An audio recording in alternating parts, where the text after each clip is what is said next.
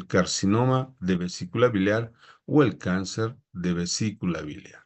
¿De acuerdo? Como ven, es una neoplasia muy frecuente de la vía biliar, es la quinta causa más común del tubo digestivo. Y como ven, la litiasis biliar en los pacientes con cáncer de vesícula está presente casi en un 90%, ¿verdad? Lamentablemente es más frecuente en el sexo femenino, de 3 a 1 con relación al sexo masculino. Ya habíamos visto por qué, ¿verdad? Recuerden las 5 Fs.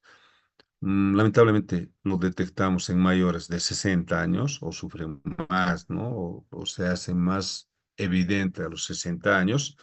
Y repetimos, tiene una alta incidencia de la asociación con colelitiasis. ¿De acuerdo? Paciente portador de cálculos en la vesícula es un paciente con un riesgo alto de poder desarrollar un cáncer de vesícula biliar. ¿De acuerdo? Entonces, el cáncer de vesícula biliar o el carcinoma de vesícula biliar es un tumor de crecimiento rápido, ¿ya? Y tiene una invasión extensa a nivel local por vía linfática, ¿ya? Y los ganglios pericísticos, ¿de acuerdo? Puede ser por vía intraperitoneal, hacia el hígado, hacia las vísceras huecas, al mesenterio o la pared abdominal. Pero tiene una gran extensión de poder diseminarse el cáncer de vesícula biliar, ¿no? Precisamente porque la diseminación del cáncer puede ser por continuidad hacia el hígado y al peritoneo, ¿verdad? O a los órganos vecinos, en este caso. Puede ser una metástasis linfática a todos los linfonodos regionales, ¿no? Y distales, o finalmente puede ser una metástasis hematógena, ¿no? Al pulmón, suprarrenal, páncreas, ¿no? Es letal, ¿no? Un cáncer de vesícula biliar, como los otros cánceres, en este caso. El cuadro clínico no va a ser muy específico, ¿de acuerdo? Por eso, lamentablemente, no podemos diagnosticar. Sin embargo, tenemos que tomar en cuenta algunos datos que nos pueden ayudar a evidenciar, ¿no? O a presumir mínimamente un proceso neoplásico de la vesícula biliar. Por ejemplo, la pérdida de peso sin causa alguna, ¿verdad? Todo paciente, hay que preguntarle siempre al paciente, ¿no? Si ha perdido mucho peso, en qué tiempo, ¿no? Algunos pacientes 20 kilos en un mes, dicen, ¿no? El paciente está contento, pero sin embargo sabemos que no puede ser un cuadro clínico, ¿verdad? Peor todavía, si este paciente va a presentar un dolor en el hipocondrio derecho, ¿no? El cáncer va a estar representado por un dolor en 80% de los pacientes, el síndrome tóxico y una ictericia, ¿de acuerdo? Y por supuesto, a una exploración física, lo que vamos a poder evidenciar es una masa dolorosa en hipocondrio derecho. Algo que nos tiene que llamar la atención, ¿verdad? Es que el paciente podría presentar una ictericia sin causa alguna, ¿no? El paciente aparece amarillo y nada más, ¿no?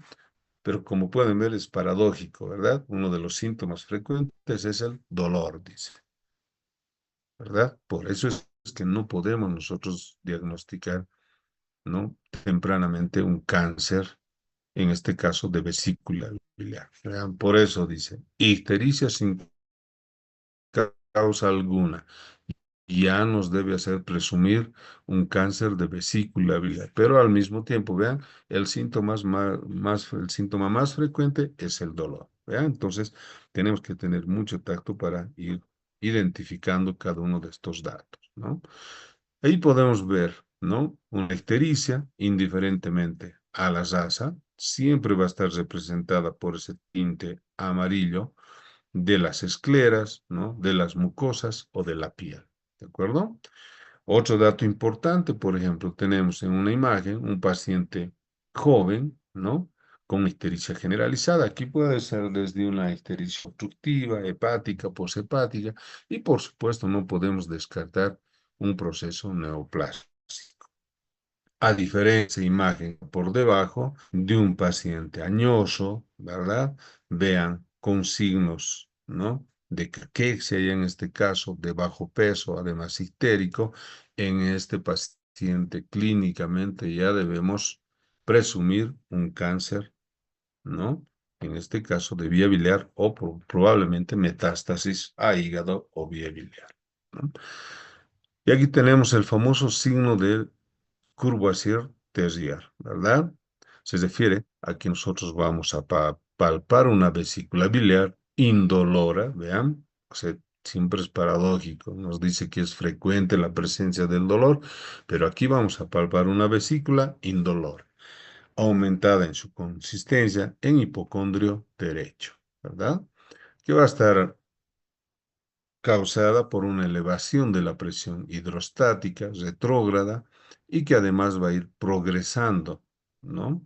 Esa masa indolora, ¿de acuerdo? Al punto que va a estar a tanta tensión y que por supuesto va a estar representada recién por un dolor exquisito, ¿verdad? Si tenemos un paciente añoso con pérdida de peso inexplicable, además presenta ictericia, ¿verdad? Debemos solicitar un laboratorio. ¿Cuáles van a ser los datos que nos podrían seguir haciendo presumir un cáncer de vesícula? Por supuesto que ese paciente va a estar anémico en diferente grado, las bilirubinas van a estar elevadas, ¿ya? Las dos fracciones, incremento de la fosfatasa alcalina, pero aquí sí, la fosfatasa alcalina es un parámetro muy importante, a diferencia de una ictericia simple, por ejemplo, por una obstrucción con cálculo. Aquí la fosfatasa alcalina va a estar representada en parámetros mucho mayores, ¿de acuerdo? 800, 1000 y tantos, ¿no? De su parámetro normal y, por supuesto, un incremento de las transaminasas, ¿no? Y, por supuesto, lo que tenemos que solicitar son los marcadores tumorales, ¿no? Como el carcígeno embrionario, ¿no? El CA19.9, que pueden estar elevados y nos hacen presumir una neoplasia de la vía biliar, ¿no? Un parámetro muy importante que no lo toman en cuenta es el lactato deshidrogenasa o el LDH, que también nos está indicando una elevación, ¿verdad? Va a estar incrementado. Ustedes tienen que hacer ir investigando por qué, ¿no? El lactato deshidrogenasa se eleva, las bilirubinas, qué representa elevación de la fosfatasa alcalina, ¿de acuerdo?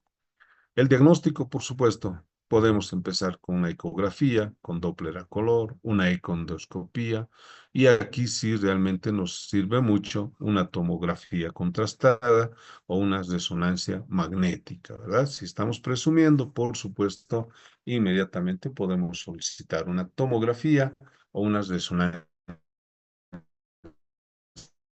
magnética. Y por supuesto, los datos de laboratorio, como pueden ver, son inespecíficos, pero ya nos ayudan a tomar una conducta evidenciando o presumiendo un proceso neoplásico. El tratamiento, una colecistectomía, ¿no?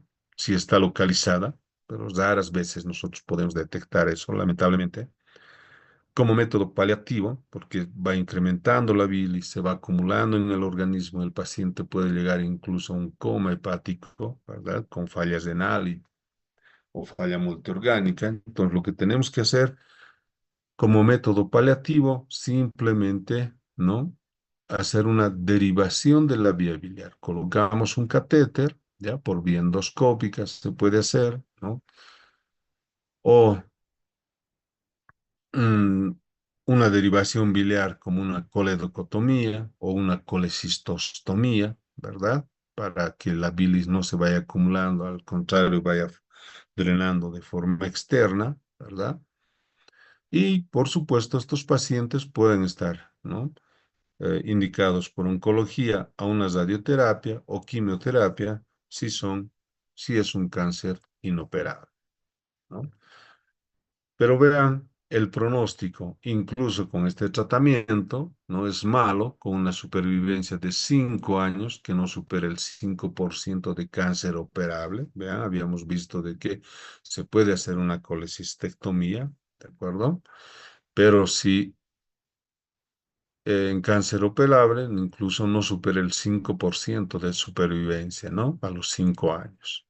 El pronóstico es malo y corto a mediano plazo en cáncer no operable, ¿ya? Y actualmente, ¿no? Se indica que una vez que se diagnostica un cáncer de vía biliar o un cáncer biliar, el pronóstico a corto y mediano plazo es aproximadamente 6 meses, ¿de acuerdo? Puede ser mucho más antes incluso.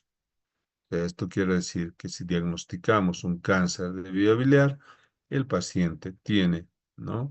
Una sobrevida de aproximadamente 6 meses, incluso menos. Ahí podemos ver algunas imágenes, ¿no? Que son propias, por ejemplo, durante una laparoscopía, ¿no? Cuando no se tiene datos exactos, se hace una laparoscopía, evidenciamos ya la vesícula completamente, ¿no? Con una anatomía distorsionada, tenemos un líquido serohemático, se toma la muestra y se manda a patología y se identifica, pero ya estamos evidenciando un cáncer de vía biliar, ¿no? Por una laparoscopía, vean, metástasis o cáncer de vía biliar, ¿no? Y ya en hígado, lo mismo en el hígado, vean, son metástasis o finalmente es un cáncer primario de vesícula biliar. ¿Tienen alguna pregunta?